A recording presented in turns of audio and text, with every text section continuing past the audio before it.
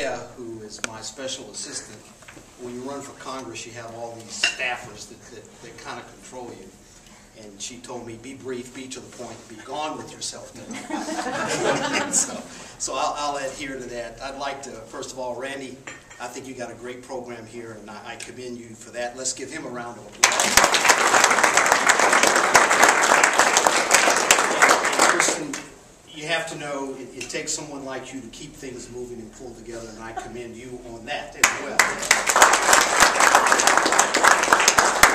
Every aspect of what I've witnessed tonight really brings home to me what I want to talk to you about tonight. I want to talk to you about two things.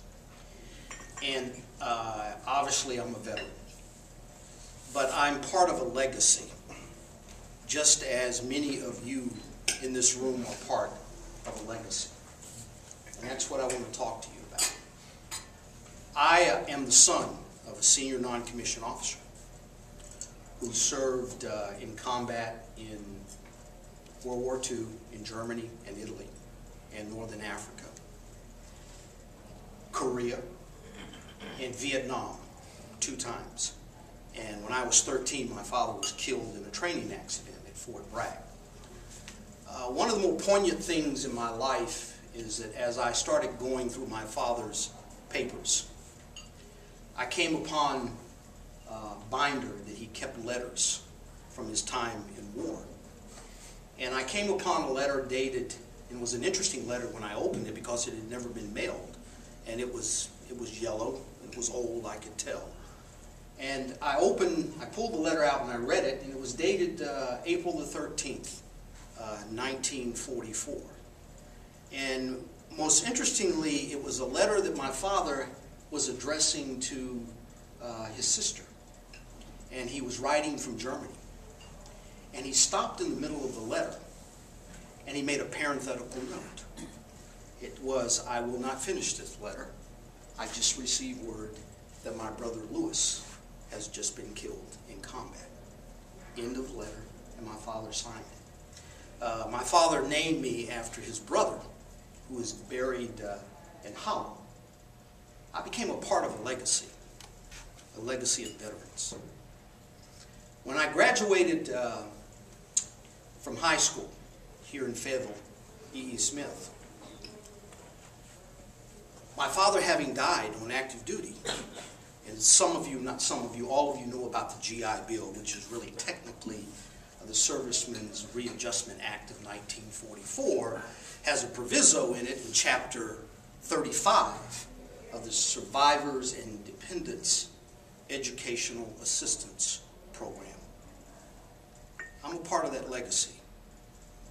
When I graduated from E.E. Smith, I was able to go to college for 4 years because my father served in uniform. When my father came in the military back in 1942, he was a farmer off a farm in Paris, Texas. The Army educated him. He had no high school education. But by the time we lost him in 1964, he was able to help my older sister with her algebra.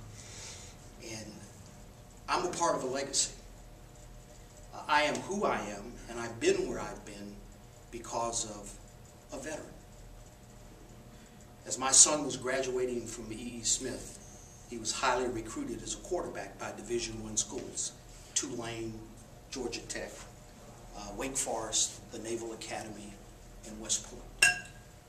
My son accepted an appointment to West Point, and he was able to get a presidential appointment to West Point because his father was a retired colonel.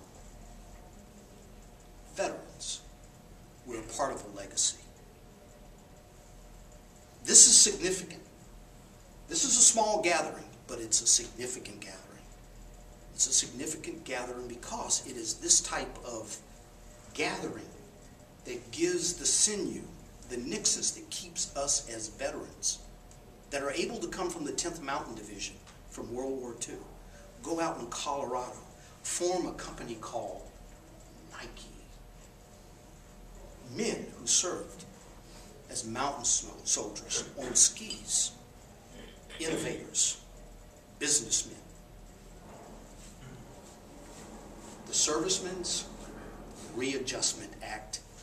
1944.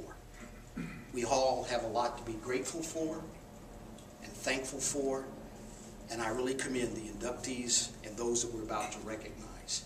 We all are a part of the legacy, and never forget that. Payback. Payback. I just found out I'm about to be the grandfather of a little boy. The ultrasound was done today, and we discovered it.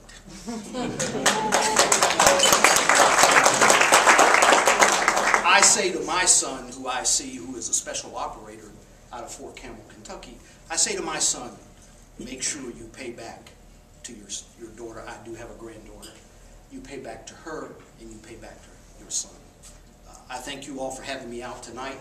And as Andrea admonished me, I hope I have been brief to the point. I am now gone.